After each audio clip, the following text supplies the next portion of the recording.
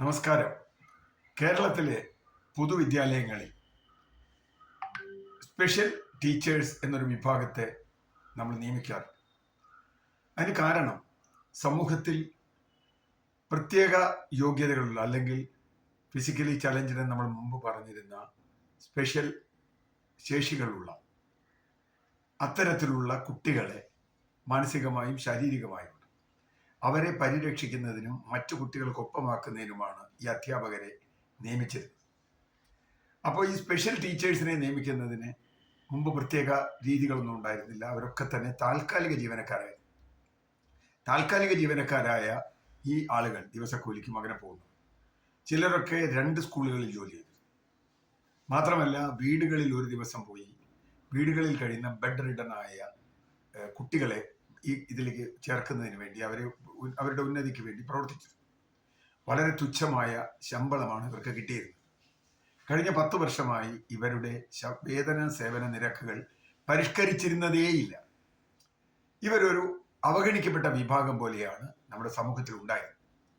എന്നാൽ ഇവരുടെ നിയമപരമായ പോരാട്ടത്തിന്റെ ഫലമായി ഈ കഴിഞ്ഞ മാർച്ച് 7-ാം തീയതി ബഹുമാനപ്പെട്ട സുപ്രീം കോടതി, ഈ രാജ്യത്തെ നിയമമാണ് സുപ്രീം കോടതി വിധി എന്നവർക്ക് ഒരു വിധി പറഞ്ഞു. കേരളത്തിലെ എല്ലാ പൊതുവിദ്യാലയങ്ങളിലും സർക്കാർ സ്കൂളുകളിലും എയ്ഡഡ് സ്കൂളുകളിലും ഒരു അധ്യാപകനെ സ്പെഷ്യൽ ടീച്ചറായി നിയമിക്കണം എന്നതാണ്.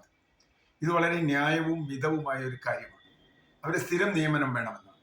ആ സ്ഥിരം നിയമനം നടത്തണം എന്ന് അന്ന് പറഞ്ഞിട്ട് ഇപ്പോൾ മാസങ്ങൾ പലത് കഴിഞ്ഞു. ഒന്നും സർക്കാർ ചെയ്തിട്ടില്ല. അവിടെ കൊണ്ടും അവസാനിക്കുന്നില്ല. ഈ കഴിഞ്ഞ നവംബറിൽ ഇത് കൃത്യമായി ചെയ്യണമെന്ന് വീണ്ടും നമ്മുടെ ഹൈക്കോടതി ആവശ്യപ്പെട്ടു. അതിലും ഒരു നടപടിയുമില്ല.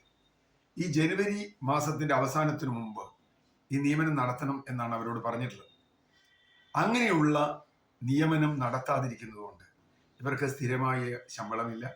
അല്ലെങ്കിൽ SSKയുടെ ഭാഗമായിട്ടാണ് ഇവർ വന്നിട്ടുള്ളത്, സർവശിക്ഷ കേരള.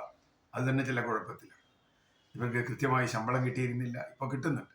പക്ഷെ അതൊക്കെ വളരെ കുറഞ്ഞ വേതനമാണ്. ഈ കുട്ടികളെ, പ്രത്യേക ശേഷിയുള്ള ഈ കുട്ടികളെ വളർത്തിക്കൊണ്ടുവരാനുള്ള സമൂഹത്തിൻ്റെ ഉത്തരവാദിത്വമാണ് ഇവിടെ നമ്മുടെ മുമ്പിലുള്ളത്. അതുകൊണ്ട് സർക്കാരുകൾ ഇക്കാര്യത്തിൽ ഒരു തരത്തിലുള്ള ഉപേക്ഷയും ഉണ്ടാവരുത്. നമ്മുടെ പൊതുവിദ്യാലയങ്ങളിലെല്ലാം സ്പെഷ്യൽ ടീച്ചർമാരെ അടിയന്തരമായി നിയമിക്കേണ്ടതുണ്ട്. അതിനുവേണ്ട നടപടികൾ സ്വീകരിക്കണം എന്ന് അഭ്യർത്ഥിക്കുന്നു. നിങ്ങൾ ഇതിനുവേണ്ടി നടത്തുന്ന എല്ലാ ശ്രമങ്ങൾക്കും ഒരു പൊതു സാമൂഹ്യ പ്രവർത്തകൻ എന്ന നിലയിൽ എൻ്റെ പിന്തുണയുണ്ടാകും എന്നും അറിയിക്കുന്നു.